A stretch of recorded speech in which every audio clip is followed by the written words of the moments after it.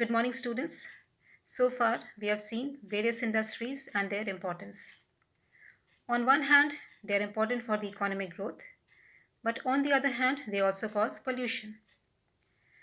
So today we'll see pollution due to industries, mainly water pollution and air pollution. So starting with water pollution. What is water pollution? It is when certain impurities get added in water, degrading its quality and thus making it unfit for the use of human beings. These impurities may be in the form of dissolved gases, minerals, or other suspended particles. Industrial waste is a major source of water pollution. Certain industries like chemical industries, paper industry, textile and tanning industry, sugar and jute industry, iron and steel industry, oil refining, many more to name, they produce millions of tons of waste, both solid as well as liquid, which are dumped into water bodies. These can contaminate surface water as well as groundwater.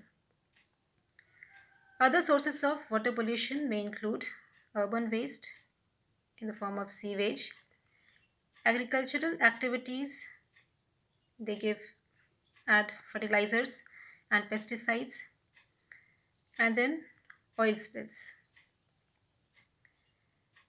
So now, what are the harmful effects of water pollution?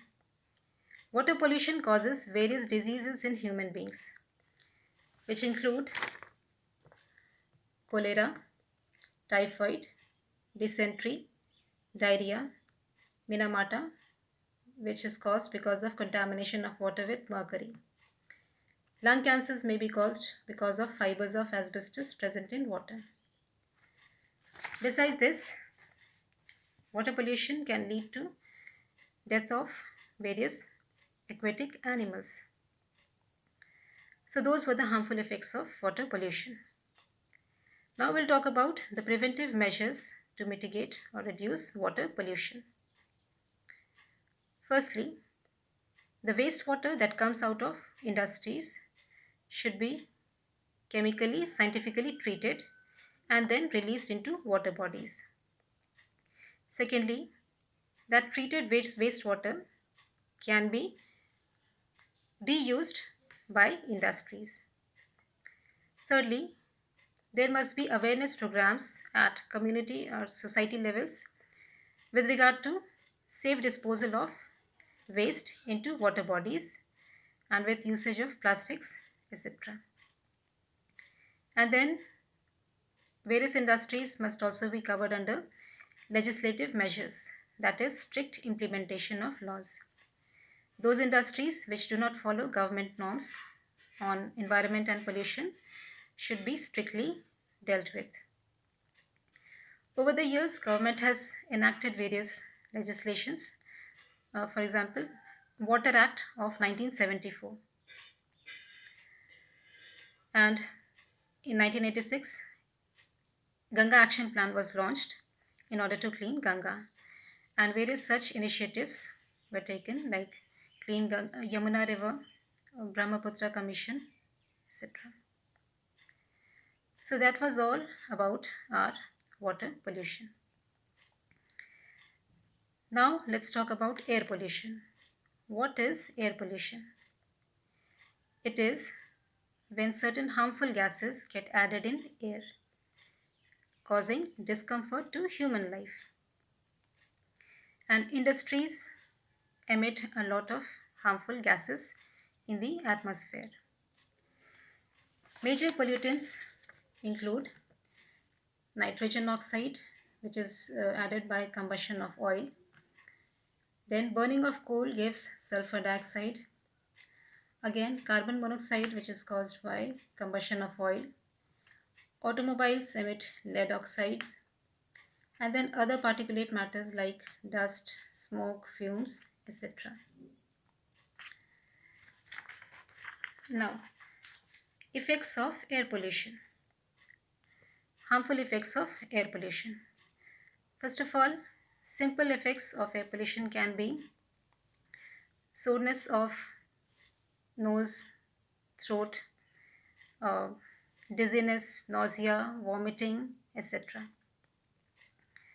But if the exposure is prolonged, it can cause serious health problems in human beings. These can cause asthma, bronchitis, lung cancers, internal bleeding, brain damage, functioning of kidneys will be affected, and then blockage of respiratory system. So now again, how this air pollution can be reduced? What preventive measures to take? First of all, obsolete machinery, that is the machinery which has become old, they must be replaced with new and efficient ones. Alternative measures, alternative sources of energy like wind energy, solar energy must be encouraged, which is clean energy. The chimneys of industries, factories must be um, at higher levels so that they do not pollute the lower levels of the atmosphere. Then there are other scientific methods like mm, electrostatic precipitators must be fitted in chimneys. It is um, a method in which pollutants are collected by applying high voltage electrostatic charge. And then sulfur dioxide in by the combustion of fossil fuels can be reduced by a set of technologies known as flue gas sulfurization method. Again, just like water pollution, uh, Air Act was enacted in 1981 by the government of India. So that was all about our water and air pollution. So we'll meet in the next class.